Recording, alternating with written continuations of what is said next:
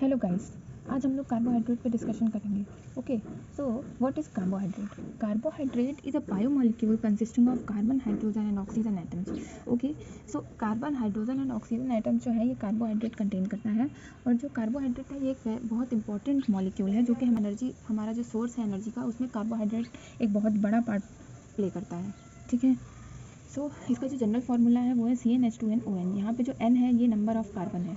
Okay, इसके according carbon के number के अकॉर्डिंग ही आगे हाइड्रोजन और ऑक्सीजन के नंबर चेंज हो जाते हैं. ठीक है, सो इसका फंक्शन क्या है? They provide flavour, structure and texture to food.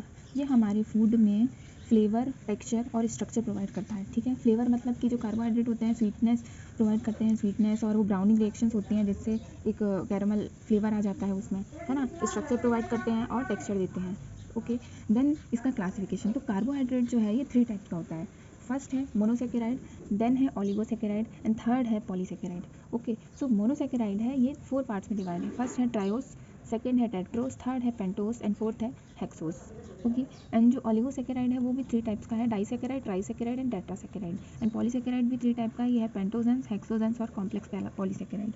Okay, so first हम पढ़ेंगे मोनोसेकेराइड. सो मोनोसेकेराइड जो है ये सिंपलेस्ट फॉर्म है शुगर की.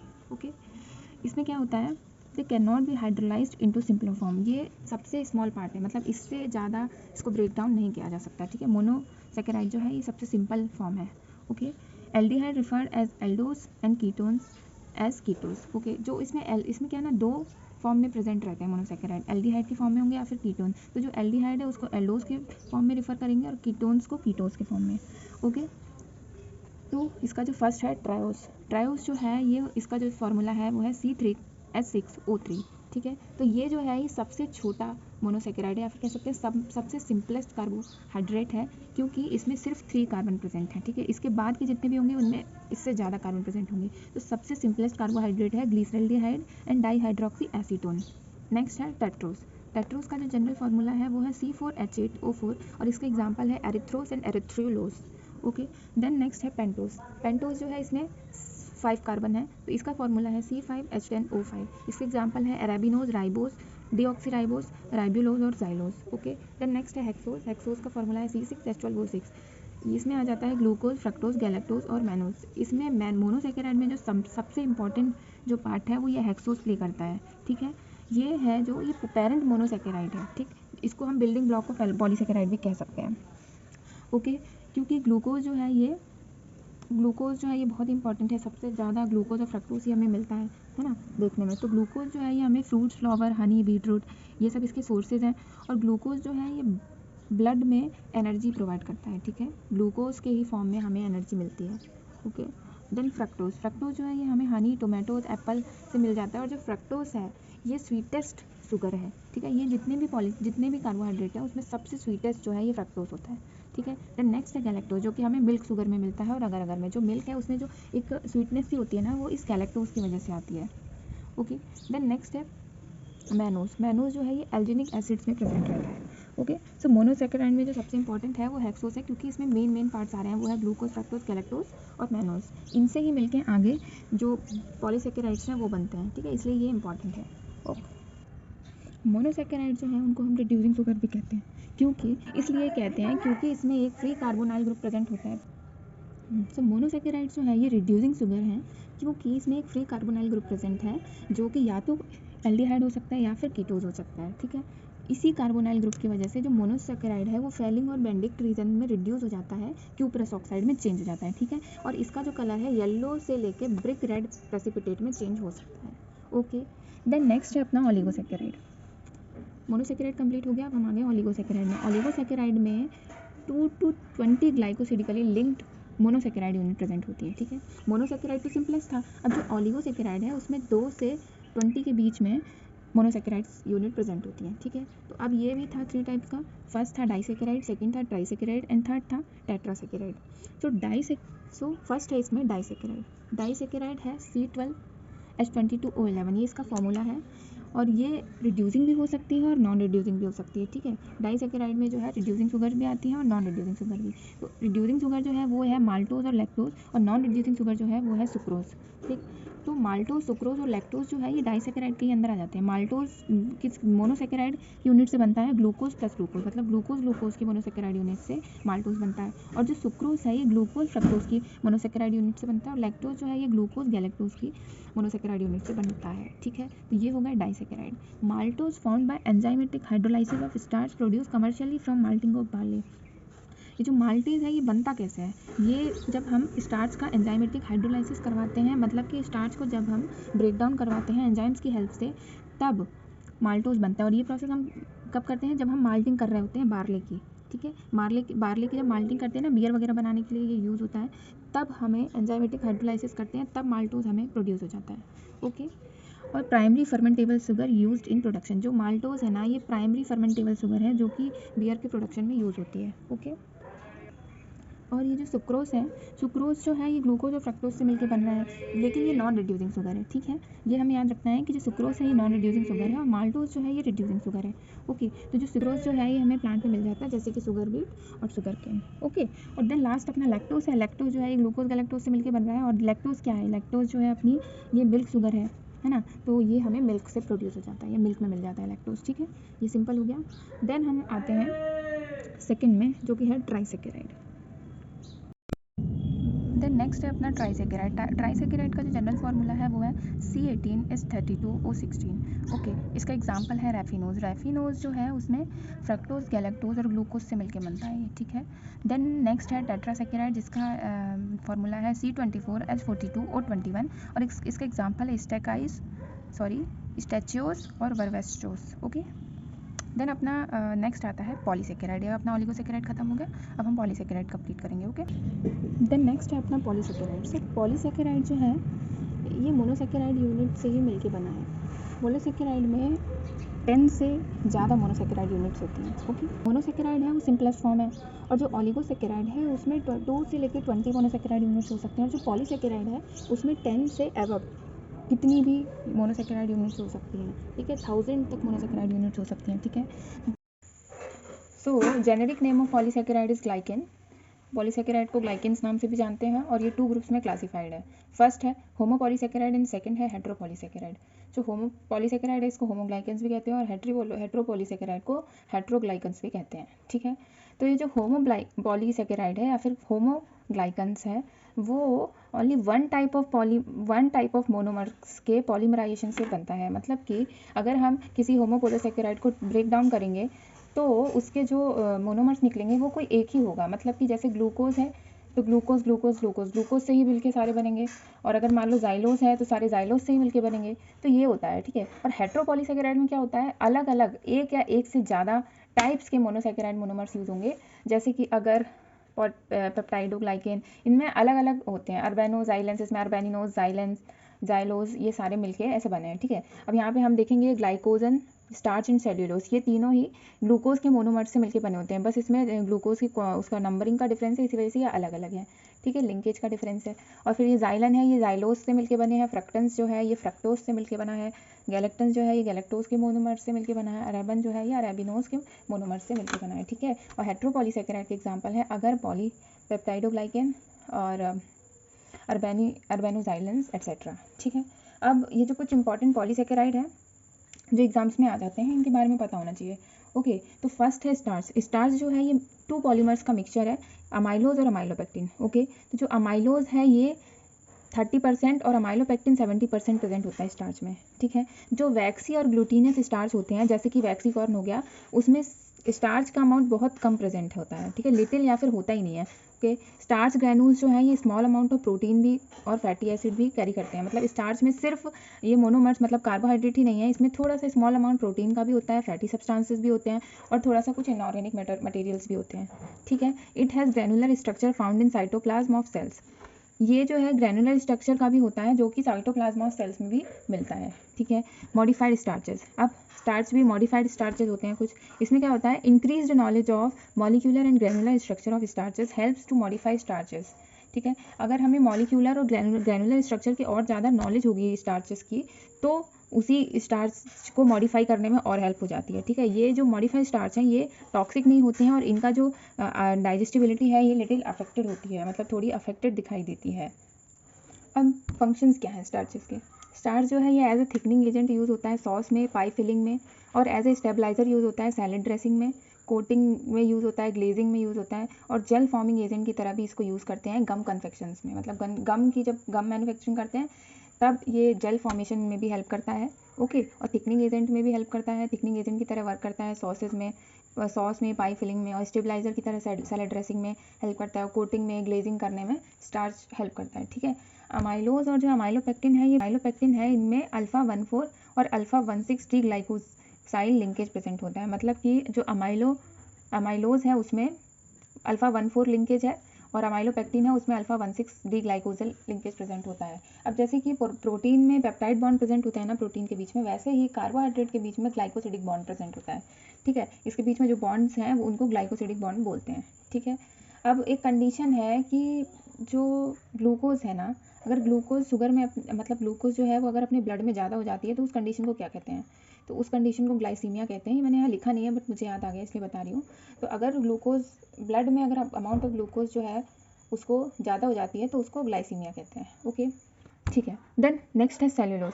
सेल्यूलोज जो है ये कंस्टिट्यूएंट है प्लांट सेल वॉल का, मतलब कि जो सेल वॉल है प्लांट की उसमें सेल्यूलोज प्रेजेंट होता है। सेल्यूलोज जो है इसमें एक लॉन्ग लीनियर चेन प्रेजेंट होती है, और ये बीटा 14 लिंकेज से बना होता है। इसमें जो ग्लाइकोसिडिक लिंकेज है वो है बीटा 14 लिंकेज।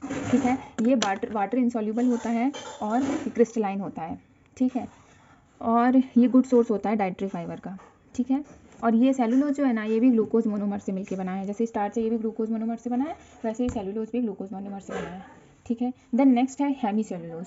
जो हेमी सेलुलोज है ये क्रॉस लिंक्ड पॉलीमर है, ये भी प्लांट सेल वॉल में प्रेजेंट होता है। ठीक है, देखो सेल्यूलोज और हेमी सेलुलोज में क्या डिफरेंस है कि ये जो है ये लीनियर चेन है, ठीक, लॉन्ग लीनियर चेन है, लेकिन जो हेमी सेलुलोज है ये क्रॉस लिंक्ड चेन है। ठीक है, और ये अपना सेलुलोज जो है ये पूरा ग्लूकोज से मिलकर बना है, लेकिन जो हेमी सेलुलोज होता है ये जाइलोज, गैलेक्टोज, मैनोज, रेनोज और अरेबिनोज से मिलकर बना है। मतलब कि ये हेट्रोपॉलीसेकेराइड है। ठीक है, हेमी सेलुलोज जो है ये हेट्रोपॉलीसेकेराइड है, और सेलुलोज जो है ये होमोपॉलीसेकेराइड है। ठीक है, they can hydrolysed bye dilute acid और बेस। हेमी सेलुलोज को हम ब्रेक डाउन कर सकते हैं अगर हम उसे डाइल्यूट एसिड या फिर बेस से रिएक्ट कराएं तो। ठीक है, और ये हेमी सेलुलोज का यूज़ जो है ये पेपर और इथेनॉल को प्रोड्यूस करने में होता है। ठीक, देन नेक्स्ट है पैक्टिन। पैक्टिन भी एक हेट्रोपॉलीसेकेराइड है जो कि गैलेक्टोयूरेनन्स और रेमोगैलेक्टोयूरेनन्स के मोनोसेकेराइड से मिलकर बनता है। ठीक है, ये वाटर सॉल्युबल होता है और ये थिकनर्स और स्टेबलाइजर्स की तरह यूज़ होता है जैम और जेली में। ठीक है ना, मतलब पैक्टिन जो है जनरली थिकनर्स और स्टेबलाइजर की तरह यूज़ होता है। ओके, देन नेक्स्ट है pectin is soluble dietary fiber. It exerts physiological effects on gastrointestinal tract such as reduced glucose absorption, cramps, diarrhea, gas etc. तो पैक्टिन जो है ये soluble dietary fiber है, लेकिन ये जो है ना फिजियोलॉजिकल इफेक्ट देता है हमारे गैस्ट्रोइंटेस्टाइनल ट्रैक्ट में। ये हमारा ग्लूकोज एब्जॉर्प्शन जो है उसको रिड्यूस कर देता है, और क्रैम्प्स हो सकते हैं जिसकी वजह से हमारी ब्लोटिंग हो सकती है, गैस हो सकती है। ठीक है, इसीलिए पैक्टिन को ऐसा डायरेक्ट नहीं खा सकते हैं। ठीक है, इसका एक लिमिटेड अमाउंट ही यूज़ कर सकते हैं। ओके, अब है अपना ग्लाइकोजन। ग्लाइकोजन जो है ये भी ग्लूकोज के मोनोसेकेराइड से मिलकर बना है, और ये होमोपॉलीसेकेराइड है। ठीक है, जो ग्लाइकोजन है ये एनिमल में कार्बोहाइड्रेट रिजर्व है, मतलब कि सबसे ज़्यादा एनिमल में ग्लाइकोजन ही कार्बोहाइड्रेट के फॉर्म में, मतलब कार्बोहाइड्रेट में जो है ग्लाइकोजन ही सबसे ज़्यादा मिलता है। जैसे कि प्लांट में सबसे ज़्यादा स्टार्च मिलता है, वैसे ही एनिमल में सबसे ज़्यादा ग्लाइकोजन मिलता है। ठीक है, glucose repeating unit of glycogen by alpha 14 glycosidic bonds eight branching points. ठीक है, इसमें alpha 14 linkage glycosidic linkage present है, और इसका जो जनरल फार्मूला है वो है C6H10O5। ठीक है, ये ग्लाइकोजन का फार्मूला है। अब अपना आता है नेक्स्ट गम्स। गम्स जो है वो सॉल्युबल होते हैं वाटर में, और ये इसको प्लांट से एक्सट्रैक्ट किया जाता है। ये एज अ थिकनिंग एजेंट और स्टेबलाइजिंग एजेंट की तरह यूज़ होती हैं। इसके एग्जाम्पल है गुआर गम, गम अरेबिक, कैरेबियन गम और अगर जेंथम गम एक्सेट्रा। ओके, देन ये हो गई अपने कुछ पॉलीसेकेराइड्स जो इंपॉर्टेंट थे जिनके बारे में पूछा जा सकता है। ठीक है, उसके बाद अपनी आती है रिएक्शंस। ये क्या क्या रिएक्शंस होते हैं? तो ब्राउनिंग रिएक्शंस हैं जो कि कार्बोहाइड्रेट में आती हैं और ये इंपॉर्टेंट है। ठीक है, तो ब्राउनिंग रिएक्शन जो है वो होती हैं 2 टाइप्स की। एक होती है एंजाइमेटिक ब्राउनिंग और दूसरी होती है नॉन एंजाइमेटिक ब्राउनिंग। ठीक है, सो फर्स्ट है enzymatic browning. It is an oxidation reaction that take place in some food, mostly fruits and vegetable, causing food to turn brown. ठीक है, ये एक ऑक्सीडेशन रिएक्शन है जिसमें ये फूड्स में होती है और फ्रूट्स वेजिटेबल्स में होती है, जिससे कि जो फ्रूट्स एंड वेजिटेबल हैं वो ब्राउन कलर में चेंज हो जाते हैं। जैसे कि हम अगर एप्पल जो है, अगर एप्पल हो गया, सबसे बेस्ट एग्जांपल एप्पल है, पोटैटो है, अगर इनको हम कट करके रख देते हैं और इनको रख के छोड़ देते हैं तो कुछ देर बाद देखते हैं ये ब्राउन कलर के हो जाते हैं। तो वो किस वजह से हो जाता है? एंजाइमेटिक ब्राउनिंग की वजह से। ठीक है, क्या होता है, जो एंजाइम्स प्रेजेंट होते हैं अपने जो एप्पल है ना, उसमें फिनोल ऑक्सीडेज एंजाइम प्रेजेंट होता है और उसमें पॉलीफिनॉल्स प्रेजेंट होते हैं। दोनों ही अलग अलग मतलब टिश्यूज़ में इंटैक्ट रहते हैं, मतलब टिश्यूज़ में रहते हैं वो, लेकिन जब हम कट करते हैं तो एंजाइम जो है वो रिलीज़ हो जाते हैं और एंजाइम जब रिलीज़ होकर पॉलीफिनॉल्स के साथ रिएक्ट करते हैं तब वो ऑर्थोक्यूनोन्स बनाते हैं, जो कि मिलेनिन मिलोनिन का पॉलीमराइज करके मतलब बनता है। अगर हम उसको ब्रेक डाउन करेंगे ना, ऑर्थोक्यूनोन्स को, मिलेनिन पिगमेंट निकलेगा जिसकी वजह से ब्राउन कलर आ जाता है। ठीक है, ये रिएक्शन है।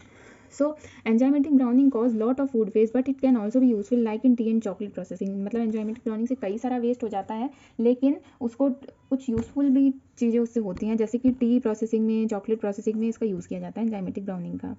ठीक है, इसको हम स्लो डाउन भी कर सकते हैं एंजाइमेटिक ब्राउनिंग को। उसके लिए हम हीट का या फिर एसिड का यूज़ कर सकते हैं। एसिड में अगर हम मतलब कट कर दिया है तो हम उसमें लाइम जूस मतलब सिट्रिक एसिड डाल सकते हैं, उससे वो प्रोसेस रुक जाएगी। या फिर एंटीऑक्सीडेंट यूज़ कर सकते हैं, जैसे कि सल्फर डाइऑक्साइड हो गया, ये यूज़ करके हम इसको प्रोसेस को स्लो डाउन कर सकते हैं। अब नेक्स्ट है अपनी non enzymatic browning. So these reaction are responsible for colour and flavour of foods. It is a process that produce brown pigmentation in food but without activity of enzymes. इसमें भी क्या होता है, फूड के colour और flavour में change आ जाता है और ये ब्राउन पिगमेंटेशन ये भी कॉज करती है नॉन एंजाइमेटिक ब्राउनिंग।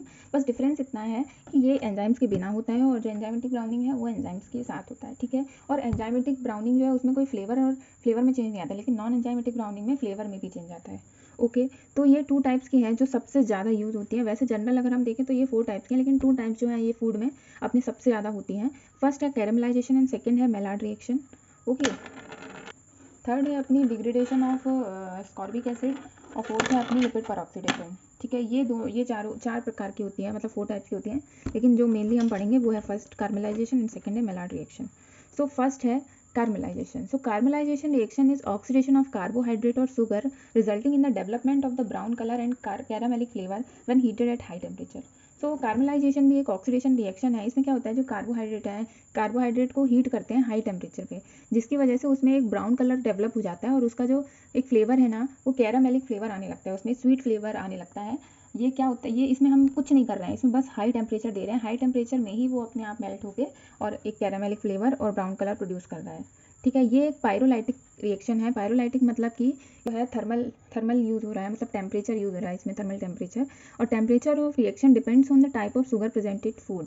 जो टेम्परेचर होता है ना इसका रिएक्शन का, वो डिपेंड करता है कि शुगर कौन सी हम यूज़ कर रहे हैं उसके मेल्टिंग पॉइंट पे। ठीक है, तो जैसे सुक्रोज और ग्लूकोज है, ये 160 डिग्री सेल्सियस पे कैरामलाइज हो जाते हैं, और जो फ्रक्टोज है वो 110 डिग्री सेल्सियस टेम्परेचर पे कैरामलाइज हो जाता है। ठीक है, तो ये इनके हाई टेम्परेचर है। इस टेम्परेचर पे अगर हम हीट करते हैं तो ये ब्राउन कलर पिगमेंटेशन देंगे और एक कैरामेलिक फ्लेवर इसमें प्रोड्यूस हो जाएगा। ठीक है, तो ये जनरल हो गया कैरामलाइजेशन, इसमें कुछ नहीं है, बस हाई टेम्परेचर देना है। ठीक है, देन अपनी नेक्स्ट है मेलार्ड रिएक्शन।